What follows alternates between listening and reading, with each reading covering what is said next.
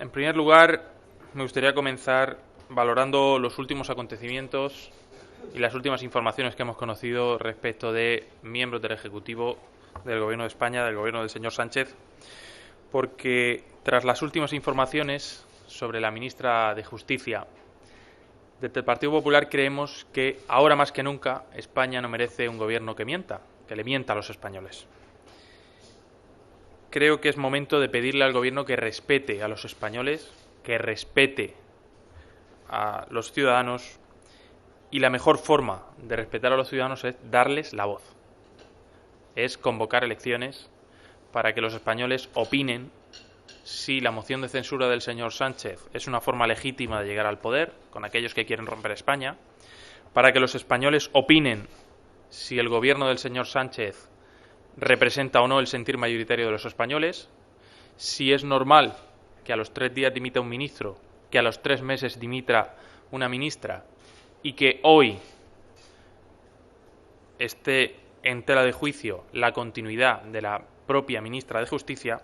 Y para todo ello, para resolver estas dudas, lo mejor es preguntárselo directamente a los españoles. Por eso le pedimos al señor Sánchez que les dé voz, que deje de faltarles al respeto y que permita que la sociedad española dé su opinión sobre un gobierno que se cae a trozos y sobre un gobierno que hoy es claramente un lastre para los españoles, para su crecimiento económico, para su futuro y para el devenir de un país occidental normal y de primera línea como es España, no solo en el contexto europeo, sino en el contexto internacional. No vamos a admitir, en otro orden de cosas, sobre las declaraciones que hemos conocido de la vicepresidenta, de la delegada del Gobierno en Cataluña y del resto de miembros del Gobierno, no vamos a admitir ni media concesión a los independentistas. Los españoles no son rehenes de los pactos a los que ha llegado el señor Sánchez.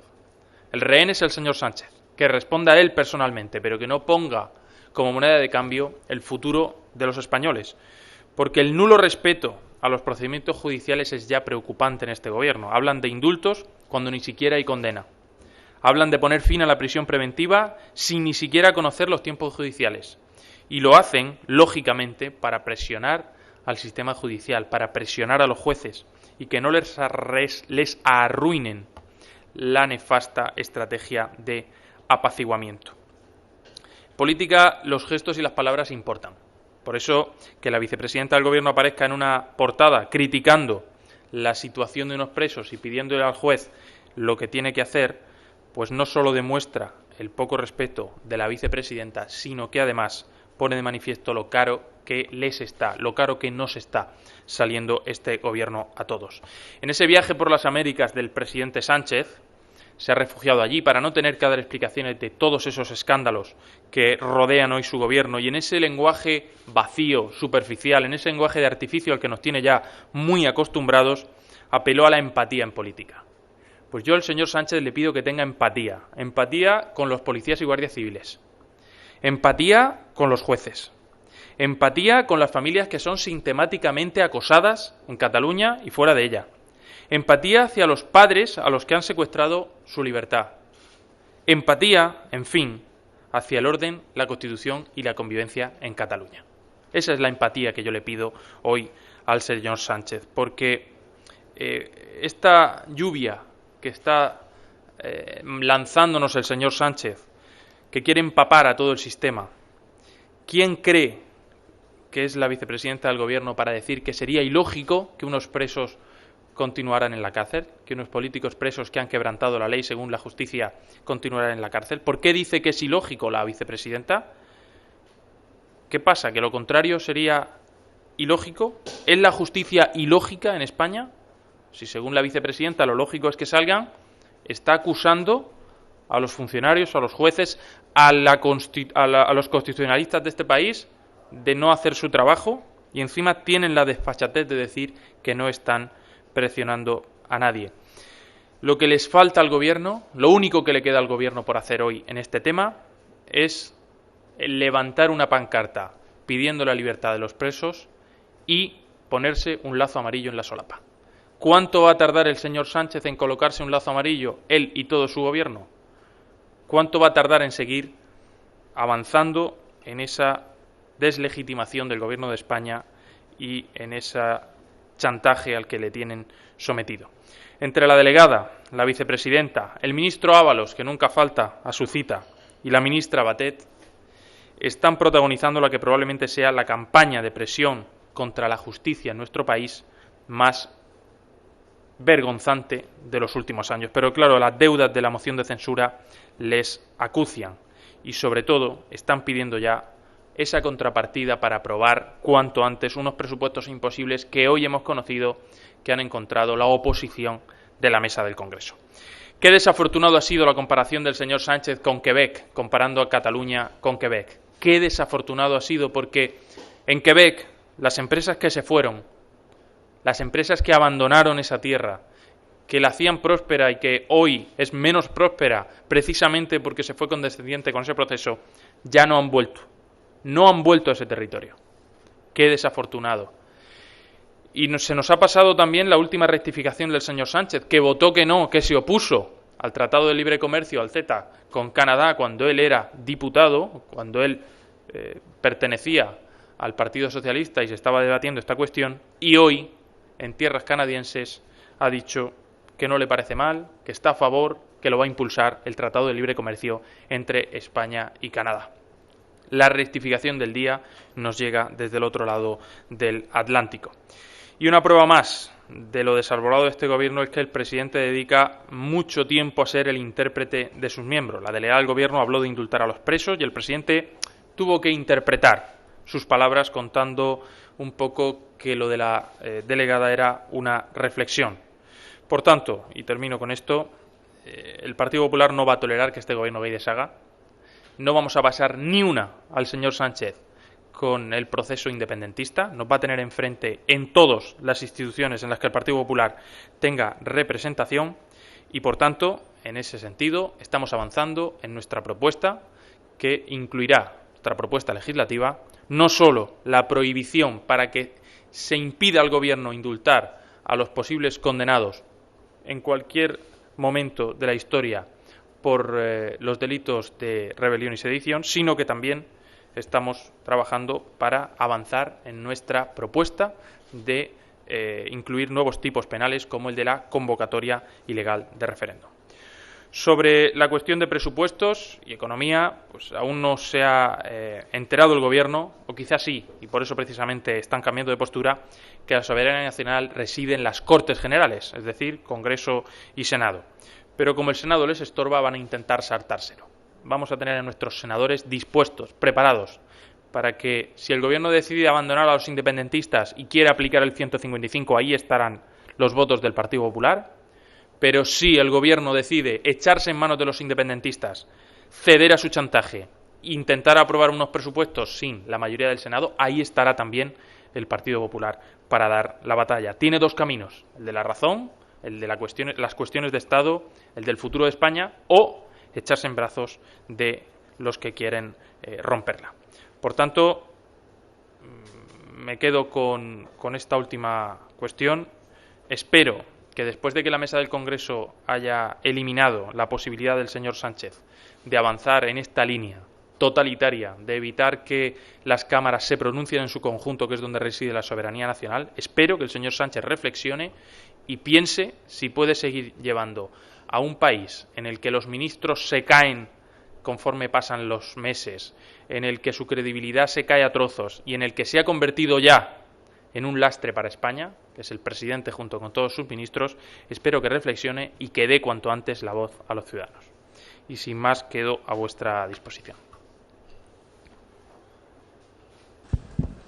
Sí, buenas tardes, secretario general. Sobre estas cuestiones que ha puesto encima de la mesa, en concreto sobre la ministra Delgado, me gustaría saber si el Partido Popular pide formalmente la dimisión de la ministra. Sé que lo hizo por el caso del juez Llarena, pero me gustaría saber también si pide la dimisión por las grabaciones que hemos conocido en las últimas horas. Y sobre los presupuestos generales del Estado, el Partido Socialista ha mostrado su enorme enfado por la decisión tomada por la mesa del Congreso. Congreso. Hay críticas también incluso a la presidenta Ana Pastor. Me gustaría que una reflexión mayor sobre si ustedes creen, el Partido Popular creen que a partir de ahora, ya con la decisión de la mesa, ya se bloquea la posibilidad del Gobierno de su maniobra, de llevar a cabo su maniobra política. Gracias. Que la ministra de Justicia siga siendo hoy ministra de Justicia era una vergüenza para Pedro Sánchez y para el Partido Socialista, pero hoy es ya insostenible para el devenir diario de los españoles. Era una vergüenza para el Partido Socialista y para el señor Sánchez, y hoy es una vergüenza para todos los españoles que una ministra que ha mentido siga ocupando una cartera tan importante, porque no solo es ministra de Justicia, sino que también es el notario mayor del reino. Que el notario mayor del reino de España le hayan pillado mintiendo de una forma tan descarada, creemos que justifica sobradamente que no siga como ministra ni un minuto más. Respecto a la segunda cuestión, no recuerdo bien. Sí, sobre la mesa del Congreso de los Diputados y el enfado del Partido Socialista por la decisión y en concreto con Ana Pastor. Creo que la mesa del Congreso ha interpretado justamente el reglamento de forma objetiva y adecuada. Y, sinceramente, prefiero que el enfado sea del señor Pedro Sánchez y del Partido Socialista a que el enfado sea de los millones de españoles a los que este Gobierno quiere subirle los impuestos, quiere subirles el diésel y quiere subirle, al final, la presión fiscal, que ya es suficientemente alta.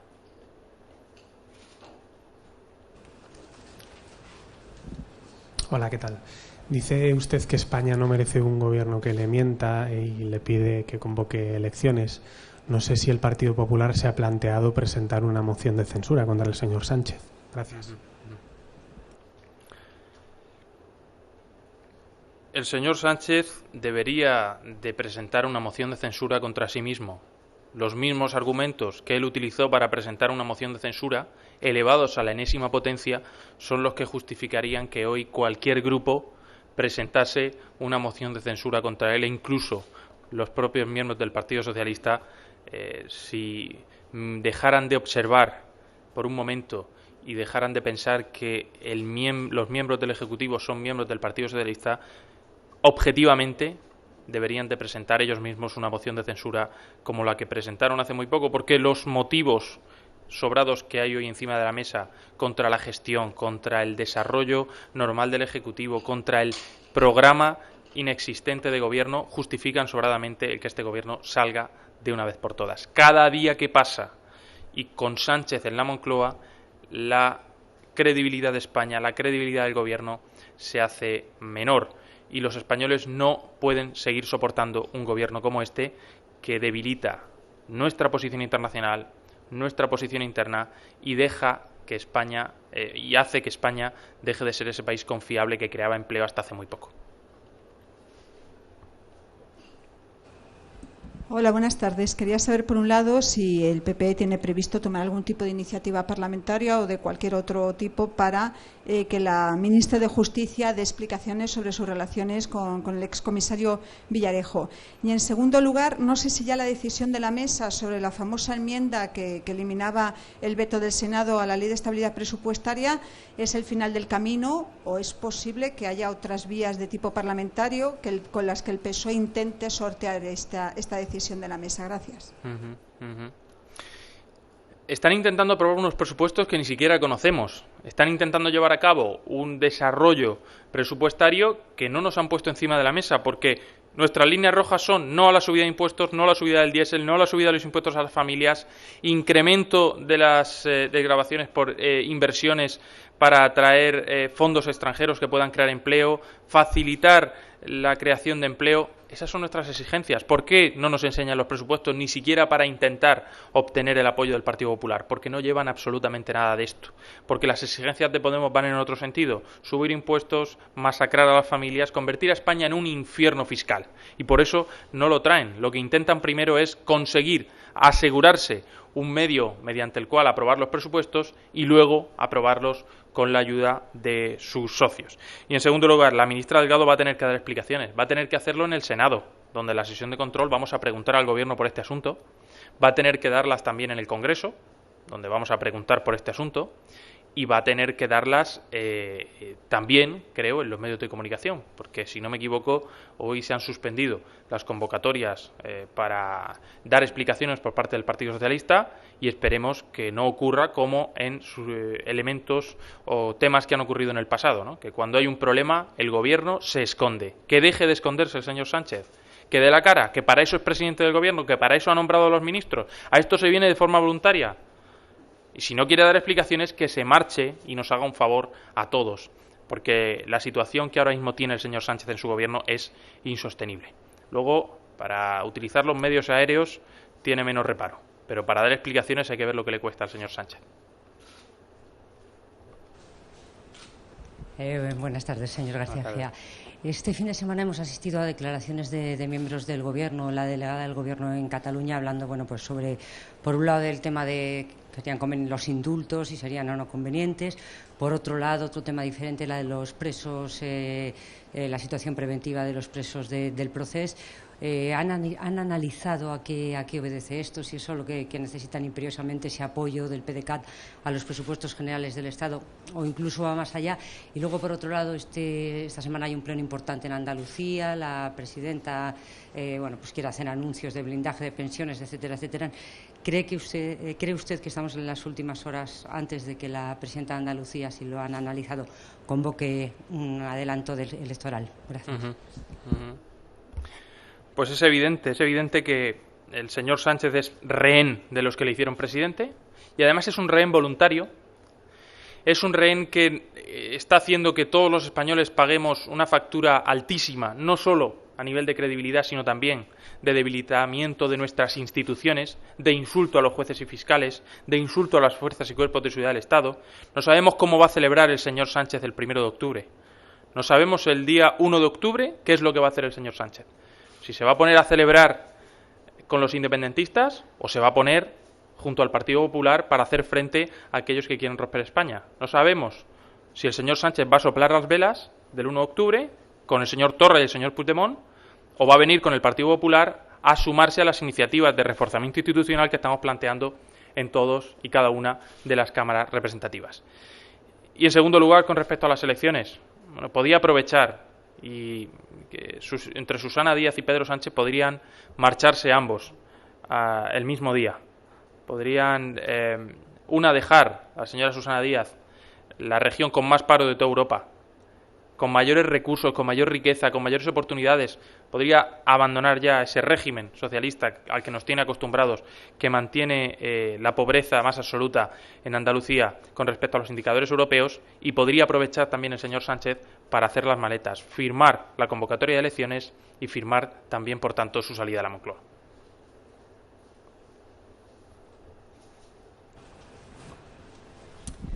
Hola, buenos días. Presidente Casado ha explicado estos últimos días que él lo que quiere o que lo que propondría en Cataluña como idea también es recuperar las competencias como hizo Tony Blair en el Ulster. Es una idea que ha repetido en varias ocasiones.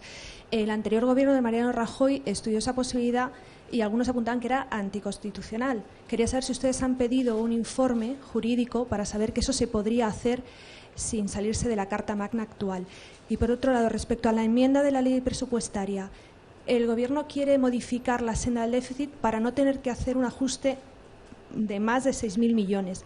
Quería saber, más allá de la semina de los atajos, ¿por qué no aceptan que los españoles puedan tener unos presupuestos con 6.000 millones de ajustes menos? Gracias. En primer lugar, me ha preguntado por las competencias. El Partido Popular respeta y respetará siempre el marco constitucional, por eso todas nuestras propuestas están antes chequeadas con la posibilidad de que quepan dentro de la Carta Magna.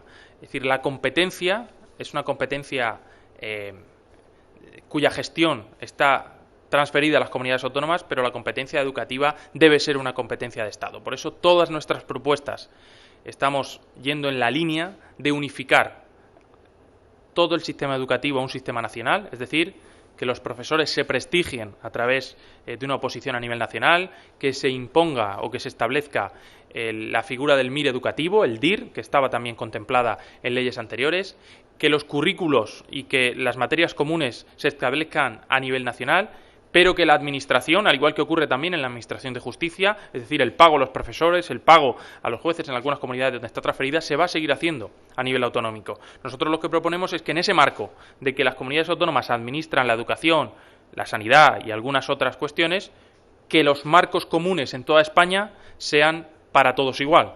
La selectividad, el acceso a la enseñanza superior, la selección y la evaluación del profesorado, etcétera, etcétera, sea una competencia nacional, que lo es, pero que se establezcan los mecanismos adecuados para que esto se haga posible de forma efectiva, a pesar de que sean las comunidades autónomas las que administren este servicio.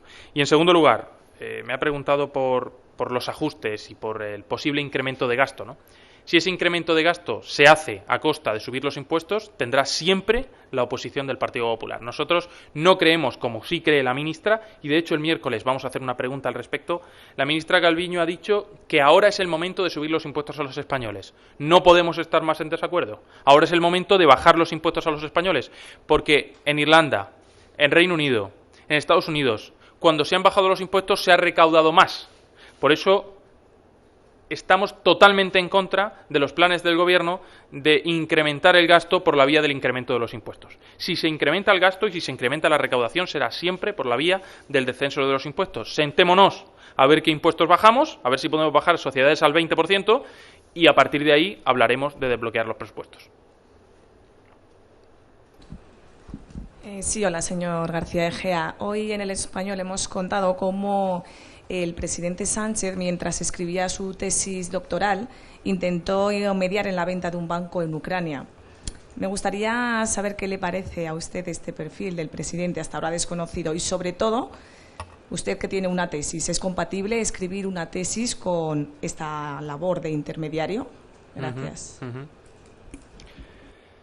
Bueno, yo creo que el señor Sánchez debería, primero, convocar a toda la prensa, encerrarse con su documento, dar explicaciones de todo cuanto se ha publicado, en vez de enviar burofax. Yo creo que ya esto está en la mente de todos.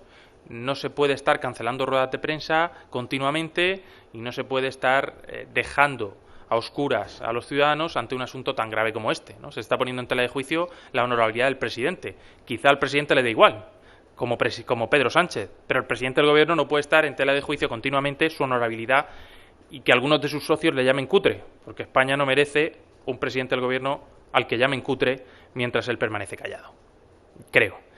Y en segundo lugar, con nuevas informaciones que nos dicen y nos hablan de la hiperactividad del presidente, pues que yo no dudo que el señor presidente pueda hacer muchas cosas a la vez, o ha podido hacer durante el pasado muchas cosas al mismo tiempo, pero creo que debería de dar explicaciones cuanto antes al respecto, porque al final lo que está poniéndose en cuestión es su capacidad para dirigir un país, su credibilidad para dar explicaciones, su honorabilidad para llegar a acuerdos importantes con otras fuerzas políticas y con otros líderes extranjeros. Y con un presidente del Gobierno del que día que pasa menos credibilidad, menos honorabilidad y menos credibilidad tiene, pues creo que no vamos por buen camino, sobre todo los españoles. Como digo, me importa poco lo que haya hecho el señor Pedro Sánchez en su vida privada.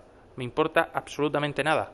Además, es más, viendo cómo se está poniendo muchas veces la vida política española, parece que el mensaje que nos está lanzando el Partido Socialista es que cuando menos estudies, pues menos problemas vas a tener, porque no te van a mirar lo que hayas hecho en el pasado, ¿no? Y hay algunos que pretenden dar lecciones y bueno, pisaron la universidad un día que fueron a recoger a alguien al aparcamiento. Pero lo que creo es que estamos en un momento muy delicado para España, en el que el presidente del Gobierno está débil, porque es preso de los independentistas, y está débil porque es preso de su falta de credibilidad, de honorabilidad y de su falta de explicaciones. Y eso no nos lo podemos permitir. Sí, hola, buenas tardes. Me gustaría saber, a pesar de todos los escándalos que estamos viendo que afectan al Gobierno, el Partido Popular no acaba de despegar en las encuestas, incluso bajan. Me gustaría saber a qué atribuyen esto. Bueno, yo recuerdo algunas encuestas que se publicaron anteriormente a las elecciones generales en las que notaban un triple empate, otras en las que incluso el Partido Socialista superaba en 10 puntos al Partido Popular, otras en las que algunas fuerzas políticas que quedaron en cuarto lugar estaban empatadas con el Partido Popular en primer puesto. Creo que la encuesta que vale es la del día de las urnas. Creo que conforme hemos ido visitando territorios durante todo este tiempo, hemos visto que el efecto Casado está impulsando al Partido Popular en municipios, en provincias, en regiones. Vamos a empezar ya a presentar a candidatos a municipios a partir de este fin de semana, con una agenda intensa que va a llevar al presidente y a mí como secretario general y a los vicesecretarios por toda España presentando candidatos a municipios en muchos casos que no superan los 50.000 habitantes, pero que ya están decididos y vamos a empezar ya con ese proceso y, por tanto, nosotros estamos activando nuestra maquinaria electoral, estamos muy motivados, el efecto Casado ha conseguido revitalizar todas las organizaciones territoriales. El viernes pasado tuvimos reunión de secretarios generales aquí en Génova y todos estamos con la misma percepción. La gente agradece un Partido Popular que habla claro. El único contrapeso existente hoy al desgobierno de Sánchez es el Partido Popular y conforme van a ir pasando las semanas lo vamos viendo cada vez más claro. Bueno.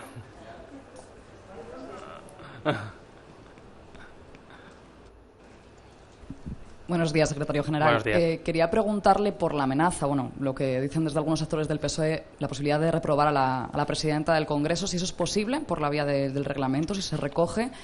¿Y cómo reaccionaría el PP si se lleva a término? Gracias. Con el Partido Socialista, con Bildu, con Esquerra Republicana, si no lo recoge el reglamento, a ellos les importa poco. Estamos viendo que para ellos el reglamento, la ley, las normas no son un obstáculo para cumplir sus objetivos, con lo cual pues nos podemos esperar absolutamente de todo, ¿no?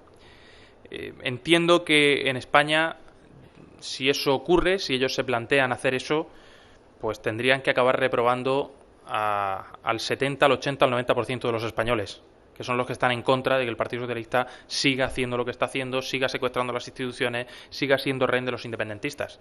Con lo cual, pues creo que eso haría más daño, siquiera plantearlo, al propio Partido Socialista, a la gente del Partido Socialista que, siendo de izquierdas, creen que el señor Pedro Sánchez está llevando al partido a la deriva y a la destrucción y a la a más absoluta desaparición, y creo que esto le pone las cosas muy difícil en Andalucía a Susana Díaz y a los socialistas andaluces, porque tendrán que dar cuenta en las elecciones si están de acuerdo con que Pedro Sánchez se eche en manos de los independentistas, y los andaluces tendrán que saber si la señora Susana Díaz está a favor de que sea rehén de los independentistas, de Bildu y de Esquerra, y de que quiera aprobar unos presupuestos a toda costa, como sea, y saltando por encima incluso de la presidenta del Congreso y de la mesa, que recuerdo que la mesa del Congreso les representa a todos, incluido a ellos, en las decisiones que les gusten y en las que no les gusten. Por tanto, si ellos intentan hacer eso, lo que estarán demostrando es que no les importaba el Senado,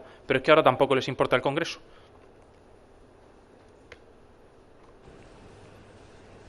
Sí, buenos días. Yo quería preguntarle si van a mantener contactos con otras fuerzas políticas por la reforma de los indultos y sobre todo con Ciudadanos, y qué posibilidades tiene, aun sumando los votos de ambos partidos, de que esta propuesta salga adelante y se pudiera evitar posibles indultos en la cuestión catalana.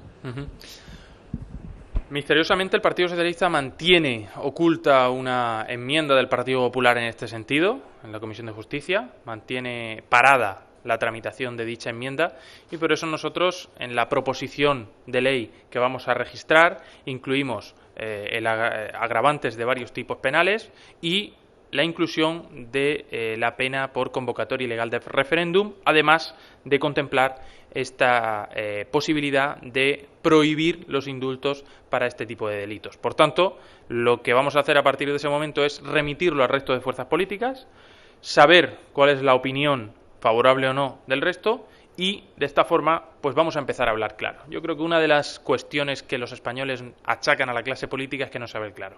¿El señor Iglesias está a favor de lo que está planteando el Gobierno, sí o no? ¿El señor Rivera está a favor de lo que está planteando el Gobierno o de lo que está planteando el Partido Popular?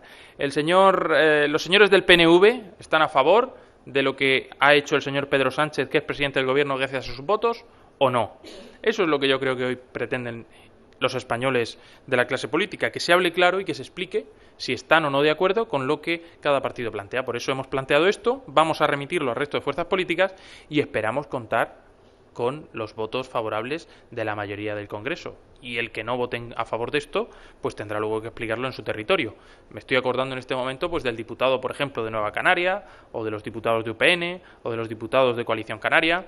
Creo que las personas que han votado a estos partidos en sus territorios tendrían muy difícil de entender que se opusieran al reforzamiento institucional que plantea hoy el Partido Popular. Lo tendría muy difícil de explicar. Gracias, señor García Egea. Yo le quería volver al tema de las candidaturas porque esta mañana el señor Pablo Casado anunciaba que el PP va a presentar una candidatura potente en Barcelona. Quería saber si usted nos podría precisar en qué perfil están trabajando ustedes, si se plantean algún fichaje y cuándo pretenden anunciar la candidatura en Barcelona o en Madrid, ya que han dicho que este fin de semana empiezan. Gracias. Bueno, barajamos una persona que comparta nuestros principios y nuestros valores, que sea catalán y por tanto español, y que de alguna forma pues represente lo que representa hoy el Partido Popular de Casado: ilusión, ganas de trabajar, ganas de dar la batalla sin complejos en Cataluña, para que nadie haga extranjeros en su propia tierra a esos catalanes que no creen que la independencia sea lo que piden la inmensa mayoría de las personas que viven y trabajan allí, y que luchan porque los que no hemos nacido en Cataluña pero sentimos a Cataluña como nuestra propia tierra, pues sintamos que allí se nos defiende al igual que en el resto de España. Y en ese sentido pues estamos trabajando porque el Partido Popular se va a presentar en todos los sitios de España con sus siglas. Podremos ir en coalición en algunas candidaturas, eso se está evaluando, pero nosotros nos vamos a presentar en todos los lugares de España con nuestras siglas. No vamos a permitir que el Partido Popular quede, vamos a dar la cara en todos sitios, nos vamos a presentar con nuestras siglas, porque el partido más importante de España tiene que hacer una oferta que permita que cualquier ciudadano, viva donde viva, pueda votar al Partido Popular.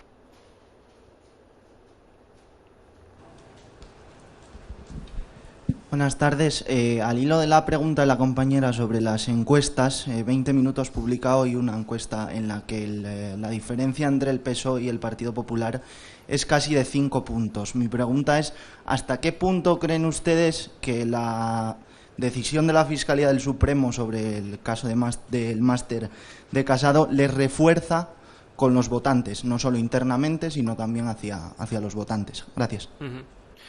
Yo creo que cuando una persona es perseguida y es linchada por el rival político y se le exige que dé explicaciones y luego la verdad resplandece, la verdad se va abriendo paso y cada vez hay más personas convencidas de la honorabilidad y de la profesionalidad del señor Casado, del presidente, pues eso al final hace que la gente se dé cuenta de quién estaba mintiendo una vez más sobre un rival político por intereses electorales y quién estaba centrado en las cuestiones importantes. Habla usted de encuestas y hoy, por ejemplo, hay una encuesta que muestra cómo la preocupación de los españoles por la economía está en máximos con respecto a los últimos meses, desde que llegó este gobierno a Moncloa. Y no es para menos, porque entre los goles por la escuadra, los globos sonda, las ocurrencias, al final esto más que una política económica es un teatro lamentable al que nos tienen acostumbrados este gobierno. Por tanto, sobre las encuestas, a mí la que me vale es la del día de las urnas.